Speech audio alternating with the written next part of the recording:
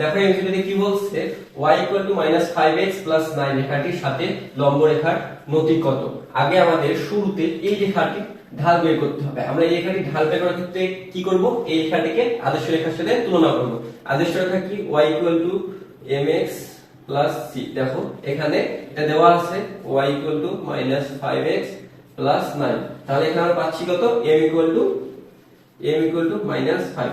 আমরা এখানে পেয়ে গেলাম কি m -5, কিন্তু আমরা জানি কি বলছে, দেখো রেখাটির সাথে লম্ব রেখার নতি কত। এখানে নতি মানে ধরে নিবা, অর্থাৎ নতির অপর নাম হচ্ছে ঢাল, নতির অপর নাম হচ্ছে ঢাল। তার মানে এর সাথে যদি কোনো একটা রেখা লম্ব হয় তাহলে তার ঢাল কত, অর্থাৎ এটা যদি একটা এই রেখা হয় তাহলে এর উপরে যে এই রেখাটা যাবে এই রেখার ঢাল কত, মানে এই রেখাটার সাথে এই লম্ব রেখাটার ঢাল কত। আমরা জানি কি একটা রেখার যদি ঢাল দেওয়া থাকে তাহলে তার লম্ব রেখার ঢাল কি হয়, m1 into m2 equal to 1। আমরা এটা জানি m1 -1, m1 ইনটু m2 -1। এই রেখার ঢাল যদি m1 হয়, এই রেখার ঢাল যদি m2 হয়, তাহলে এটার গুণফল হবে -1। তাহলে আমরা ধরে নেই এই রেখাটার ঢাল m1, তাহলে আমাদের কি এই রেখাটার m2 ঢাল বের করতে বলছে। তার মানে আমরা m2 equal to -1 divide m1।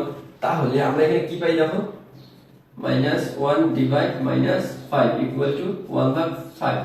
অথবা তোমরা একটা শর্টকাট নিয়ম মনে রাখবা, একটা রেখার যদি ঢাল দেওয়া থাকে তার লম্ব রেখার ঢালটা কি হয়, এটা শর্টকাট সূত্র হচ্ছে, দেখো শর্টকাট সূত্র মনে রাখবে, এটা